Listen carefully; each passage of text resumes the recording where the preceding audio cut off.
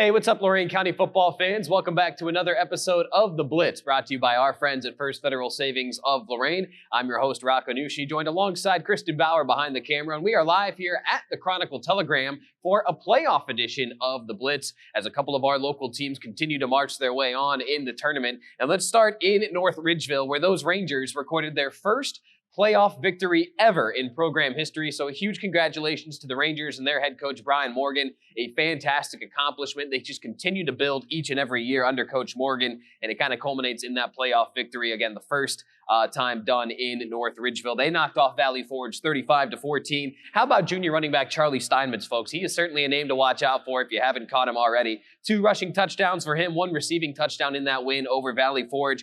Brett Liner defensively had a scoop and score for the Rangers. And quarterback Brendan Watchorn, I tell you what, folks, since being thrusted back into starting duty earlier on this season, he's done a really nice job of kind of controlling the offense, really controlling the tempo of the game when he's in there under center, and he did a really nice job this past Friday. Coach Morgan was very complimentary of him in the Chronicle Telegram after the game, so a big shout out to Brendan Watchorn. And this Ranger defense, folks, they've been playing outstanding in recent weeks as well, giving up less than 20 points in each of their last 3 outings. So the Rangers, they got things rolling right now. A tough one for them this week, though, as they are at third-seeded Medina Highland. That'll be our Medina County matchup on Stream 3, so a tough one for North Ridgeville here this week. Elsewhere in the SWC, Avon, they blanked Toledo St. John's 28-0.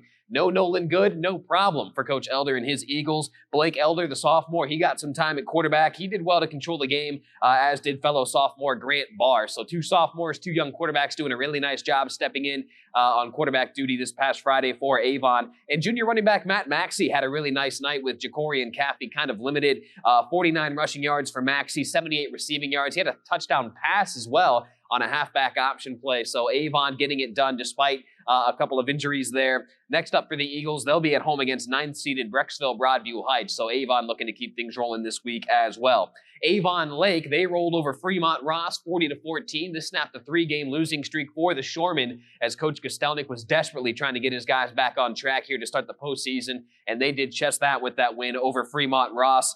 Run, run, run was the name of the game for Avon Lake. 52 rushing attempts in total for the Shoremen. 34 of those went to Anthony Benedict, who totaled 197 yards. Also had a pair of touchdowns, or 3 touchdowns, for Mr. Benedict. So Avon Lake getting back to that ground and pound game. Defensively, Coach Kostelnik feels they're, back in more of a rhythm.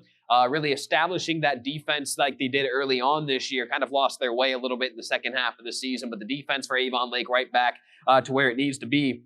But a tough challenge for them this week as they will be at 2nd seed Anthony Wayne in their region. That'll be our WEOL.com Stream 2 game. Again, Avon Lake at Anthony Wayne. Tough one there for the Shoremen.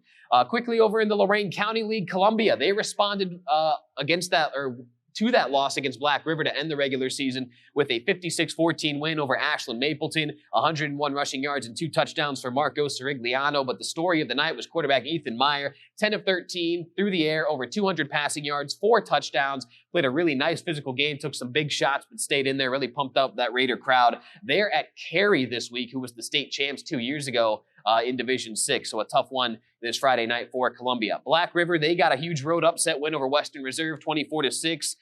Black River, the defense, is really peaking at the right time for Coach Kyle Clark, and they've got the offense to come along with it. They're at at the top seed, Columbus Grove, who knocked out Black River in the first round last year. And finally, Clearview, they knocked off Burton Berkshire 33-12. A bit of a rough first half for the Clippers, but they turned it around in the second half, led by 4 touchdowns from Ethan Lorenzana. He had 117 rushing yards along with those 4 touchdowns. And that was the 100th win for Clearview Clipper head coach Mike Collier. He joins Tom Hoke, whose name is on the field as the only Clipper football coaches to tally 100 wins. So big shout out to Coach Collier. Next up for the Clippers, they'll be at 3rd-seeded Norwayne. So again, quickly, our games on WEOL this Friday. If you're looking to tune into some playoff action on the high school football front, it's Columbia at Cary on the radio in Stream 1, Avon Lake at Anthony Wayne on Stream 2, and our Medina County matchup on Stream 3, it'll be North Ridgeville at Medina Highland. So for Kristen Bauer behind the camera, I'm your host, Rocco Nushi from the Chronicle Telegram, saying thank you for watching The Blitz, brought to you by our friends at First Federal Savings of Lorain. We'll see you next time.